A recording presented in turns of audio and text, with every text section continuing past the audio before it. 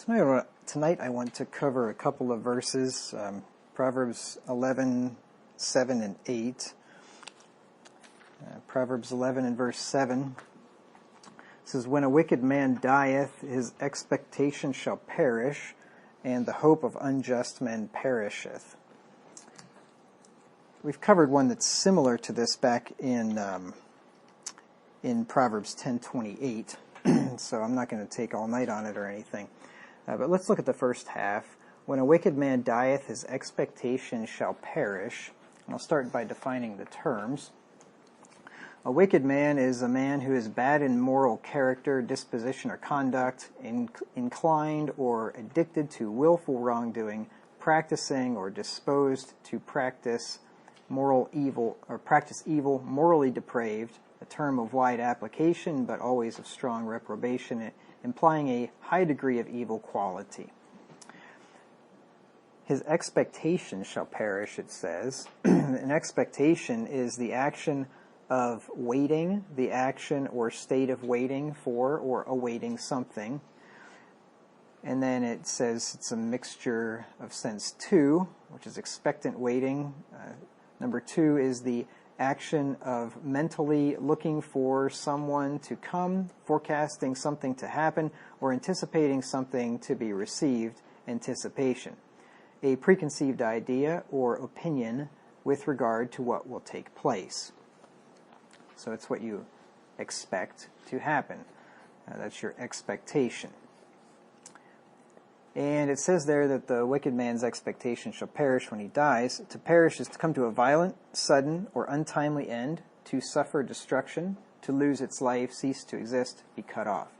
So in other words, if we put the definitions into the verse, the things that men who are evil, morally depraved, bad in moral character, disposition, or conduct are looking forward to with anticipation are not going to happen, but rather their hopes are going to come to a violent, sudden, and untimely end. They have hope. Of course, hope is not only a Christian thing. Lots of people have hope in all kinds of things. And as a matter of fact, I would think that most people, unless they're hardened atheists, probably expect to go to heaven when they die. If you talk to the average person and you ask him where he's going when he dies, it doesn't matter believer or unbeliever. I mean, most unbelievers will probably tell you they're going to be in heaven with their family or whatever. I mean, very few people are going to tell you they think they're going to hell, right? So most unbelievers have an expectation, and not only an eternal expectation, but they have expectations of all kinds of great things that are going to happen in their lives, and they're going to make a difference or make a bunch of money or attain to happiness, and all that's going to end is basically what this verse is telling us. Their expectation perishes when they die. Like I said, Proverbs 10:28 that we looked at quite a while back, it says, "The hope of the righteous shall be gladness, but the expectation of the wicked shall perish." So the righteous have a hope that is going to end in gladness. Heaven's a happy place. The expectation of the wicked is going to perish. It's whatever their dreams are going to be cut off. All the things that they've been waiting for will never materialize. The happiness they expected to come into their lives while they lived in rebellion against God will not take place. They might get a little temporary happiness, temporary success, things like that. But ultimately, their grand goals and aspirations aren't going to happen.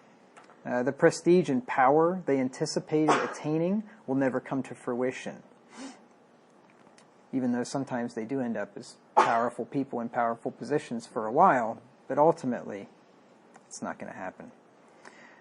They will realize that all their expectant waiting will have been in vain the day they take their last breath. And I think I've mentioned this before, but I have read of some very desperately wicked people who lived in high-handed rebellion against God and were so confident and so proud, and then on their deathbed were terrified. And that happens. I've read, you can just go Google that sometime, like terrifying deathbed experiences or something. You'll read about some people that'll put the fear of God in you. But on the day that these people perish, their thoughts shall perish. All their ideas, their hopes, and things that they've thought about their whole lives, all that stuff, it's over. Psalm 146 and verse 4.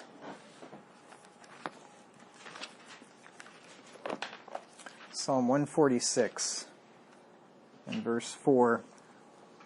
It says, his breath goeth forth, he returneth to his earth. Remember, God breathed into man the breath of life. When that breath goes forth and doesn't come back, that's when you go to the earth. In that very day, his thoughts perish. No more thoughts. No more happy thoughts, anyway. His thoughts will continue on with him into hell, but his earthly thoughts are going to perish. And the only expectation that the wicked have that will not perish is their expectation of wrath and hell. That one won't perish. Proverbs 11 and verse 23. Proverbs 11 and verse 23 says, the desire of the righteous is only good, but the expectation of the wicked is wrath. That's ultimately what they should expect if they read their Bible and believed what it said. Of course they don't. Let me just give you a verse which will talk about what this expectation of wrath is and describe it for us in Romans chapter 2, 5 through 6. Romans chapter 2, 5 through 6. I'll just read 5 through 9. But after thy hardness and impenitent heart treasurest up unto thyself wrath against the day of wrath and revelation of the righteous judgment of God. So that's the second coming, the revelation, the revealing of the righteous judgment of come. When Jesus, the revealing of the righteous judgment of God, when Jesus Christ is revealed from heaven, it says, in flaming fire, taking vengeance on them that know not God and obey not the gospel of our Lord Jesus Christ. That's what this is talking about there, that day of wrath, the second coming of Christ, who will render to every man according to his deeds, to them who by patient continuance in well-doing seek for glory and honor and immortality, eternal life. See, the hope of the righteous is gladness, right? But unto them that are contentious and do not obey the truth, but obey unrighteousness, indignation and wrath. The expectation of the wicked is wrath. Tribulation and anguish upon every soul of man that doeth evil, of the Jew first, and also of the Gentile. So that's the expectation that the wicked have. It is not a good one, to say the least. Now, let me give you one more in Psalm 73, verses 18 through 20. Psalm 73, 18 through 20. This is the psalm. I'm sure we've all read this, and I've mentioned it before a number of times, where the psalmist was bothered by the fact that the wicked are seemingly getting away with everything and having no trouble or problems, and then he goes to church and he finds out what their end is. He says in verse 18, surely thou didst set them in slippery places, thou castest them down into destruction. How are they brought into desolation as in a moment? They are utterly consumed with terrors. As a dream when one awaketh, O Lord, when thou awakest, thou shalt despise their image. So that's their expectation, to be despised of God eternally, to be punished in hell, to experience the wrath of God. That's their hope. And then the verse goes on to say, Proverbs 11:7, and the hope of unjust men perisheth, which is what you call a parallelism. Basically, the first half of the verse is just being reiterated and said in slightly different wording for the second half. A lot of times in the Proverbs, there's a contrasting conjunction there, where the first part is contrasted with the second part. In this case, it would be a similarity, where it says it one way, then just mixes it up just a little bit to get the point across. The hope of unjust men perisheth. Hope is expectation. So these are, like I said, both saying the same thing. It's expectation of something desired, desire combined with expectation. And unjust, when you're speaking of persons, is not acting justly or fairly, not observing the principles of justice or fair dealing, not upright or free from wrongdoing, faithless, dishonest. So in other words, The expectation and desire of men who are not upright, do not act justly, do not observe the principles of justice, and who are faithless and dishonest, will come to a violent, sudden, and untimely end. And sometimes that's how it happens for them. Everything's going along hunky-dory, and all of a sudden, disaster strikes for them, and things can turn downhill very quickly. That's happened to a lot of tyrants in history, where everything they're on top of the world, and then all of a sudden their subjects conspire against them, and before you know it, they're dead. You read about that kings in the Old Testament that happened to. Sometimes their own children, their own sons killed them. Zimri was one of them. Samurai? Zimri. Zimri. Yes. I think so. I think so too. 2 years as king or something. It was real short. Yeah. 2 days or something. He did better than some of them. A few of them only had a few months. Haven't they had some stuff like that in Argentina or something like that in like pretty recent history? And there's some governments in South America that have been toppled, and then definitely by communists. And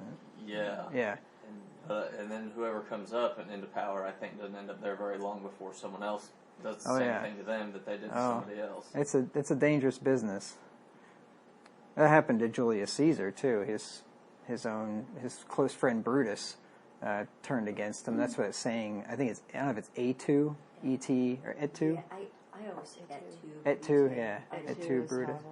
Yeah. Caesar, every time I hear about him in some little thing, I always find out like he was a little worse than I already thought. Pretty bad. Yeah, I don't think any of those guys were exactly the model of virtue, typically. So the desire of the wicked shall perish. Now the desire, in this case, is the thing that they desire, what they want. It will perish. Psalm 112 and verse 10.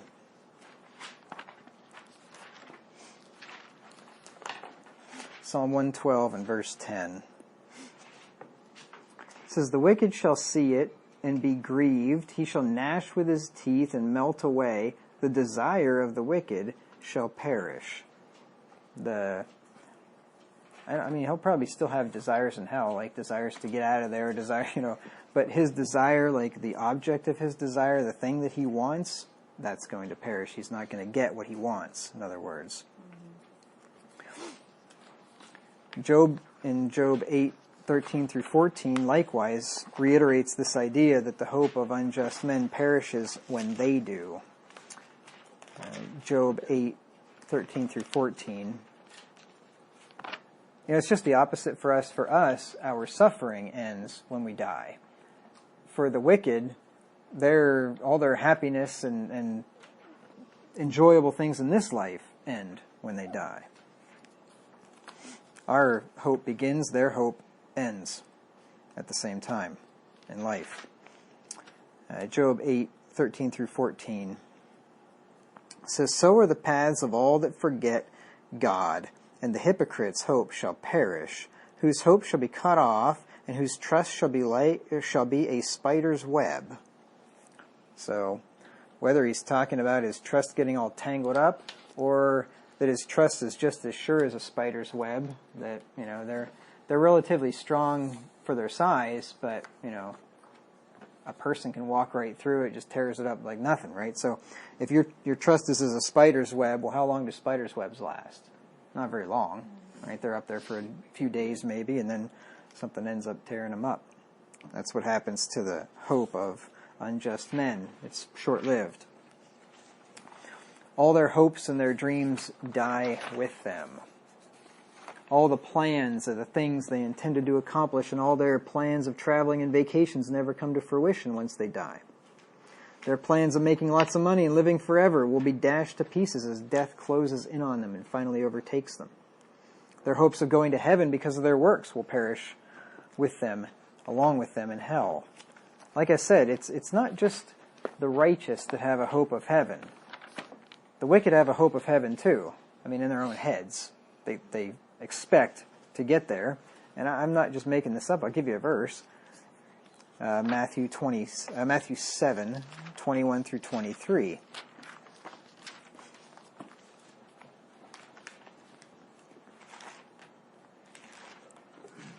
Everybody wants to go to heaven, but nobody wants to obey the God that's there, and nobody wants to believe in God who tells you how you get there, and nobody wants to do any of that stuff. Nobody wants to submit themselves to the Lord, but everybody wants to be there, and if God's there, I guess it'd be okay as long as He leaves me alone. That's probably what the average person thinks. I guess I don't mind if God's there as long as He stops pestering me and bugging me about all these things that I'm supposed to be doing. Matthew 7:21 through 23. Jesus said, "Not everyone that saith unto me, Lord, Lord, shall enter into the kingdom of heaven, but he that doeth the will of my Father which is in heaven. Many will say to me in that day, Lord, Lord, have not we prophesied in thy name, and in thy name cast out devils, and in thy name done many wonderful works?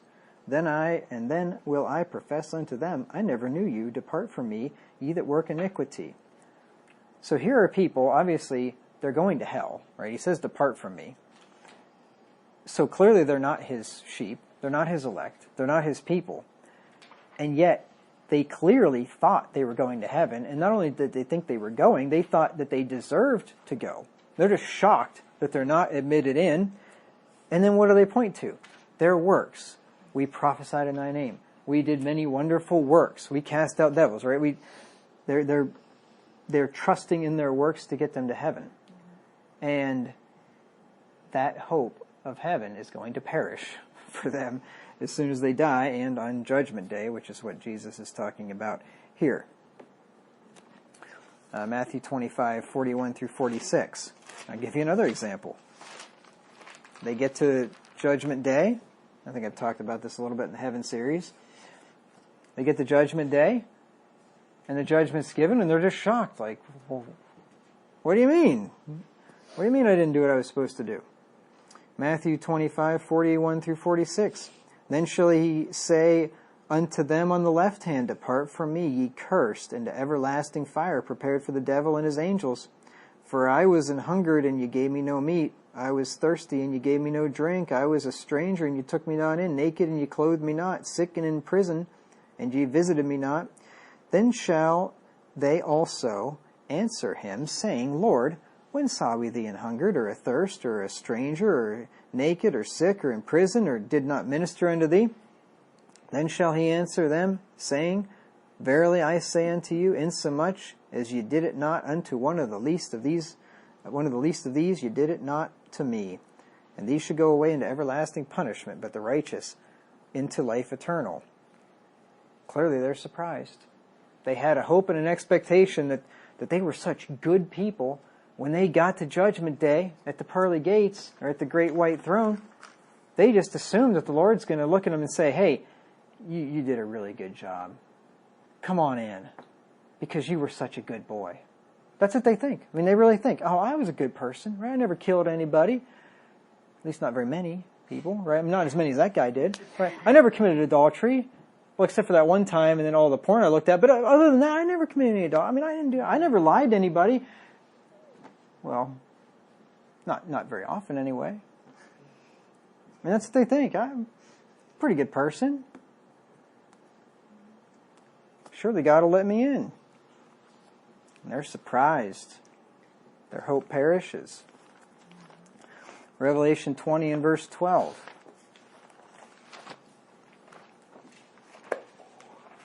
I mean, I've talked to atheists that, in Minnesota when I used to go to that meetup group, and those atheists, they thought they were good people, and if there was a heaven, they'll be all right because, they're good people, and they don't really need Christianity because they're already good people. They're already, doing all these good works and so on, and they have no need for Jesus, no need for God because they're already good. So they think. Revelation 20 and verse 12. And I saw the dead, small and great, stand before God, and the books were opened, and another book was opened, which is the book of life, and the dead were judged out of those things which were written in the books, according to their works. And then down in verse 15, and whosoever was not found written in the book of life was cast into the lake of fire. The hope of unjust men perisheth. But conversely, as we saw at the beginning of this study tonight, the hope of the righteous will not perish, but will be eternal gladness. Proverbs 10 and verse 28. The hope of the righteous shall be gladness, but the expectation of the wicked shall perish. That's why it's just good to have all the assurance that you can have. Keep God's commandments, add to your faith virtue, and to virtue knowledge,